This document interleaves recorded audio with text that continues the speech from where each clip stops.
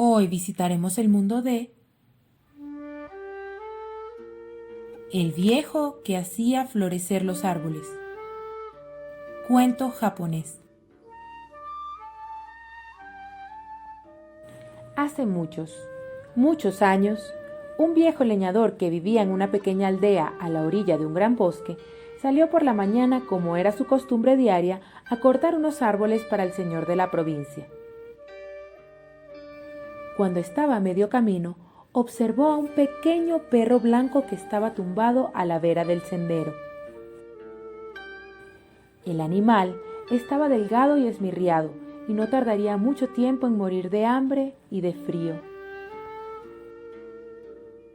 El sufrimiento de la criatura movió la piedad del leñador, quien lo cogió en sus manos, lo puso tiernamente en el regazo de su kimono y se volvió a casa.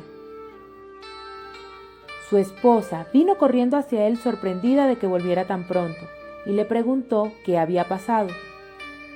Como respuesta, el hombre descubrió al pequeño perro y se lo mostró a su mujer. Llevaron pues adentro al perro, lo colocaron en el suelo de paja y se pusieron enseguida a atender su enfermedad. Con estos cariñosos cuidados, el pequeño perro se puso bien del todo y fuerte. Sus ojos brillantes resplandecían, sus orejas se enderezaban al más mínimo ruido, curioseándolo todo, y su pelo se cubrió de tal blancura que la anciana pareja le llamaba Shiro, que significa blanco. Como quiera que los ancianos no tenían hijos, Shiro fue tan querido para ellos como un hijo, y el animal seguía a los viejos donde quiera que iban. Un día de invierno, el anciano cogió el azadón, lo echó sobre su hombro y marchó al huerto a coger unas verduras. Shiro, a quien siempre le alegraban enormemente estas ocasiones, saltó y brincó alrededor de su amo, haciendo grandes círculos, y luego pegó varias carreras hacia las zanjas y los matorrales. Cuando llegaron al campo, echó a correr tan locamente como siempre, y ladró de placer al arrojarse sobre la maleza. De repente se detuvo. Sus orejas se alzaron y se pusieron erectas, y todo su cuerpo se avivó y tensó. Con el hocico en el suelo, echó a andar lentamente hacia la empalizada que había cerca de una de las esquinas del huerto. Su hocico se contrajo, olfateando encima de un montoncito de tierra. De pronto, empezó a escarbar furiosamente, apartando la tierra y echándola para atrás con sus patas.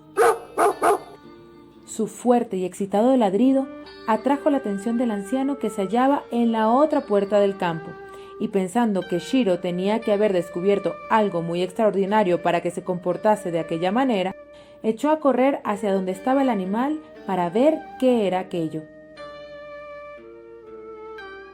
El hombre cogió su azadón y empezó a cavar el agujero que había abierto Shiro, y apenas había pegado 2 golpes con la herramienta cuando una lluvia de monedas de oro empezó a manar como si fuera un manantial invisible y a llenar el aire. El anciano se echó para atrás sorprendido y volvió corriendo a su casa para que su mujer viera el milagro. Sin embargo, su vecino, un hombre avaricioso y de mal genio que también había sido atraído por los ladridos de Shiro, había presenciado esta maravilla increíble desde la otra parte de la cerca de bambú que separaba sus campos. Sus ojos resplandecieron de codicia y casi no pudo controlar sus crispadas manos. Muy astutamente, adoptó una voz amigable y rogó a los ancianos que le prestaran el perro durante el día. Corteses y bondadosos como eran, y siempre dispuestos a prestar servicios, el anciano levantó a Shiro, le dijo que se portara como un buen perro y se lo entregó al vecino por encima de la empalizada. Al notar la mala naturaleza del hombre, Shiro se negó a seguir a su amo temporal. Se echó al suelo, temblándole el cuerpo de miedo. El vecino lo acarició y le gritó. Le gritó y lo acarició, pero solo para conseguir que el temor de Shiro aumentase más.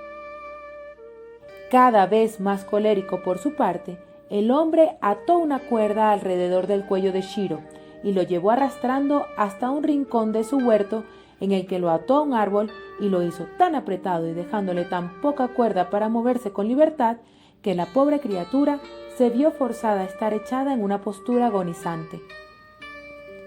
Su garganta estaba tan constreñida por la cuerda que ni su verdadero amo podía oír sus débiles ladridos.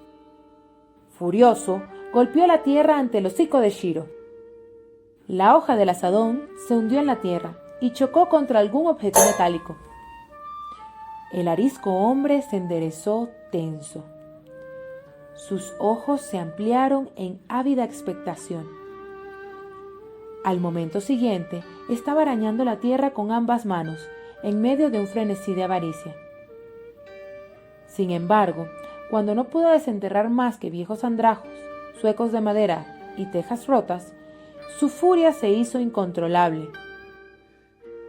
Agarró el azadón otra vez y golpeó salvajemente a Shiro, que en aquel instante se quejaba y se ponía a cubierto aterrorizado al pie del árbol. El golpe hirió cruelmente al animal, pero también cortó la cuerda que le sujetaba, por lo que el perro echó a correr en angustiados círculos, herido por el tajo y aullando de dolor. Su verdadero amo, atraído ahora por sus ladridos, corrió hacia la cerca y al ver lo que estaba ocurriendo, se llenó de pena. Shiro atravesó la cerca y su amo lo cogió cariñosamente en sus manos. El hombre regresó tristemente a su casa con su mascota. Allí le bañó y curó su herida y le dio de comer su comida preferida. Sin embargo, a pesar de todos sus esfuerzos, el azadón de su infame vecino le había herido tan gravemente que el animal murió aquella misma noche. Los ancianos quedaron traspasados con su pérdida. Aquella noche no pudieron dormir y por la mañana temprano, con gran dolor y triste amargura, enterraron a su pequeña mascota en el rincón del huerto donde había ocurrido el milagro de Shiro. Sobre su tumba, el anciano puso una pequeña lápida y junto a ella plantó un pino joven. Todos los días, la anciana pareja iba a la tumba y de pie, con las cabezas inclinadas, lamentaban la pérdida de su amigo. El árbol creció con una rapidez increíble. En unas semanas, sus ramas daban sombra a la tumba de Shiro, y a los 15 días ya se necesitaban 2 personas con los brazos extendidos para poder rodear su tronco. Y al cabo de un mes, las hojas de su copa parecían barrer el cielo, tan grande estaba ya. Todos los días, el anciano se asombraba ante esta nueva maravilla, y decía: Mujer, esto es sin duda otro milagro. Nuestro pequeño Shiro ha muerto, pero su espíritu ha penetrado en este árbol. Su esplendidez y exuberancia no pueden morir.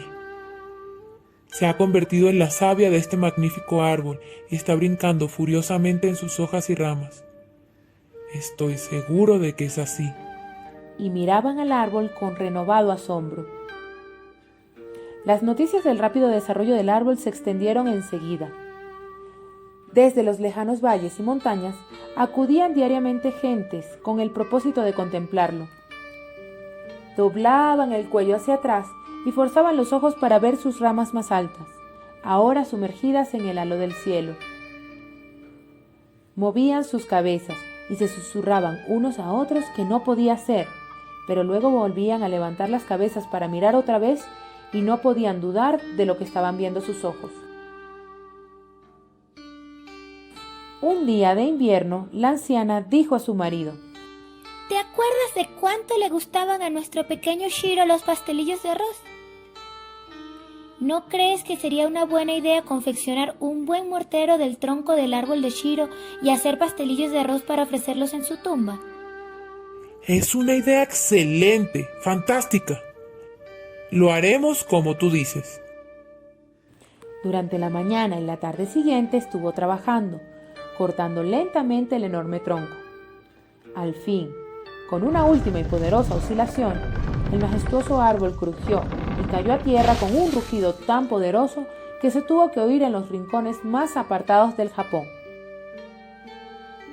De las hábiles manos del anciano salía poco después un bonito y elegante mortero que pronto estuvo dispuesto para recibir y moler el resplandeciente y blanco arroz. Con sus corazones llenos de amor y cariño hacia la memoria de su pequeño amigo, la anciana pareja empezó a machacar el arroz con el fin de convertirlo en harina antes de cocerlo. Pero apenas habían machacado poco más que una cazuela llena de granos de arroz, cuando entre sus asombrados ojos todo el puñado de granos se convirtió en un resplandeciente montón de monedas de oro. ¡Cómo se maravillaron! Y con cuánta vehemencia hablaron de su buena fortuna a sus vecinos, quienes se alegraron muchísimo de que a los ancianos les hubiese caído tales riquezas. Bueno, todos los vecinos se alegraron menos uno. Claro, el hombre irascible que tan cruelmente había matado al pequeño Shiro.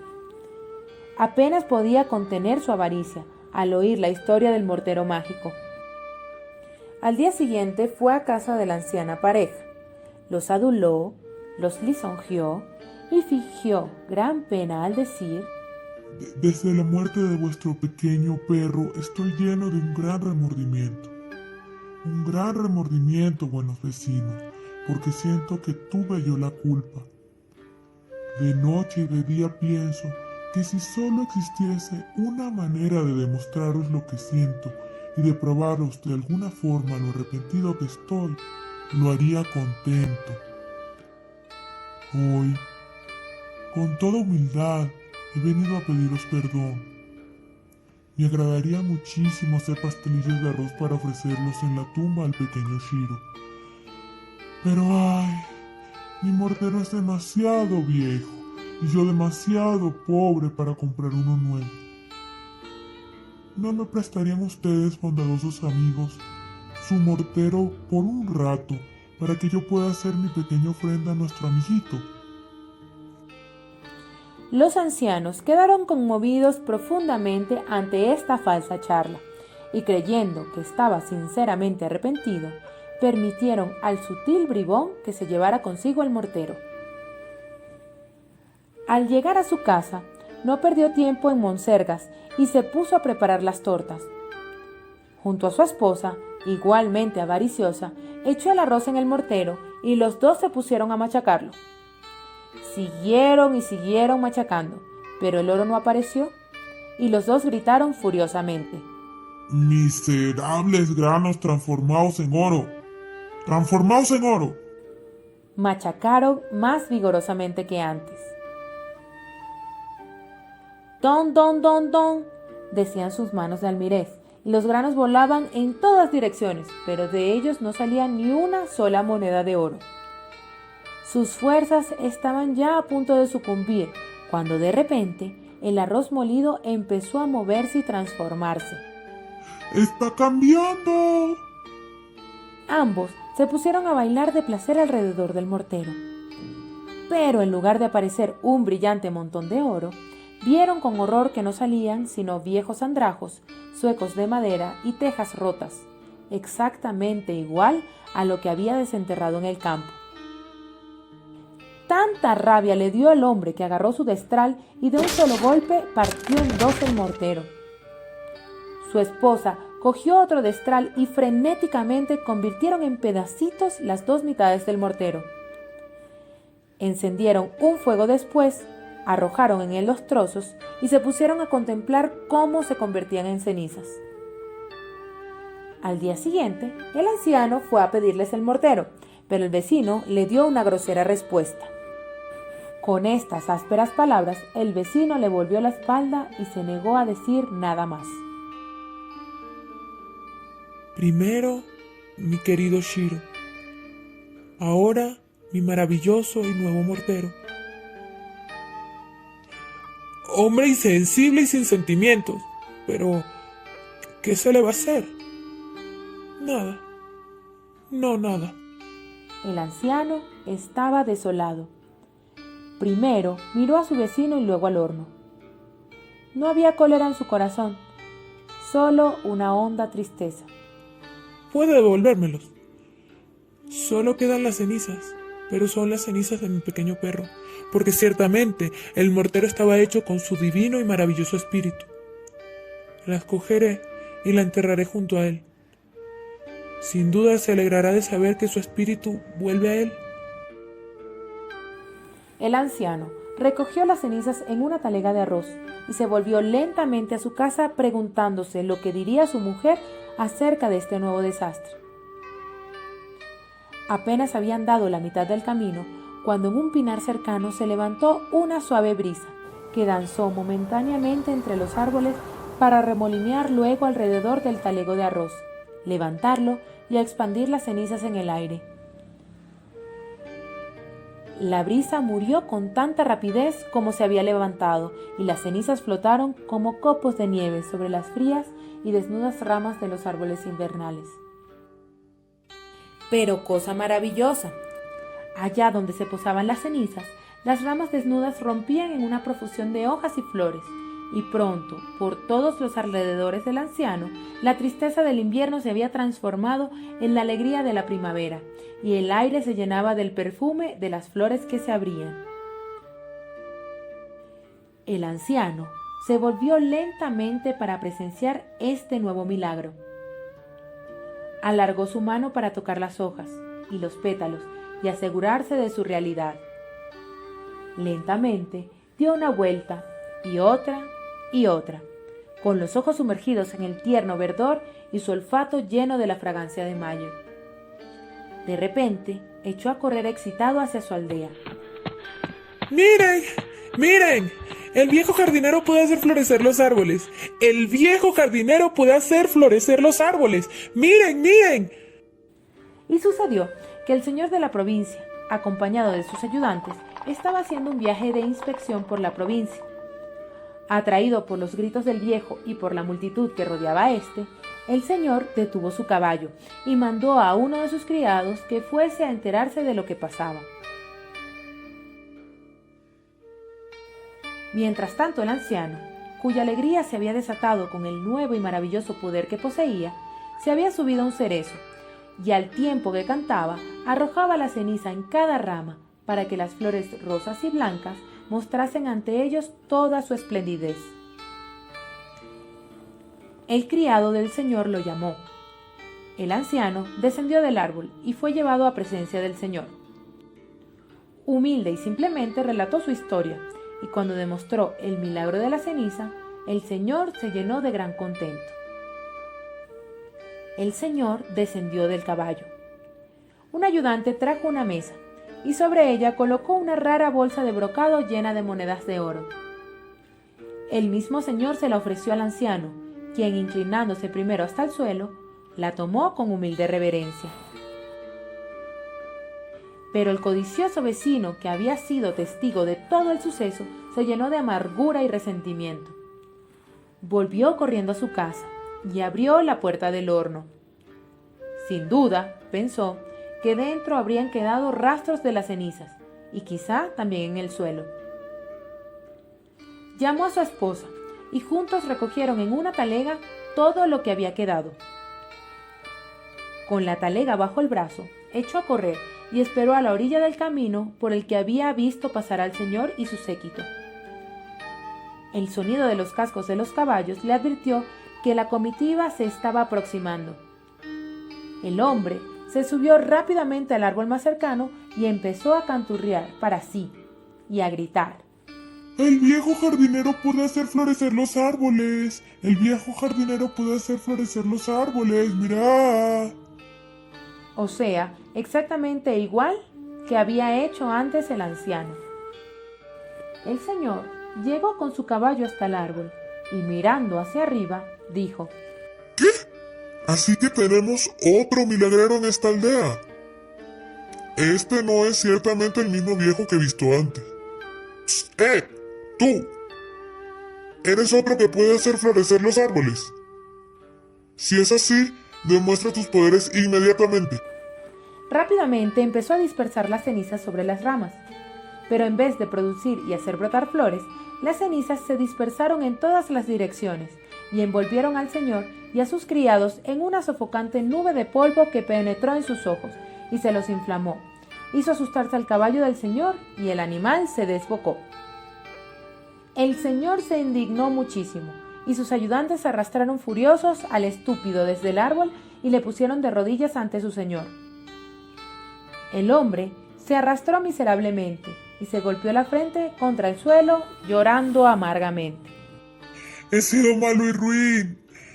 En un arrebato de ira maté al perro de mi vecino y destruí su bonito mortero. No ha habido sino envidia y avaricia en mi corazón, y debido a eso he causado muchísimo daño a mi buen vecino. Ahora he insultado a mi Señor. Perdóneme. Si accede a perdonarme, desde este momento enmendaré mis caminos y mis malos pensamientos. Lo único que le pido es que me dé otra oportunidad. El Señor estaba aún muy disgustado. Reprendió severamente al hombre de mal carácter, pero al final le perdonó con la condición de que, si no cambiaba su modo de ser aquel mismo día, sería severamente castigado. A medida que pasaban las semanas y los meses, la anciana pareja se serenaba más y era más feliz, y su buena fortuna iba también en aumento.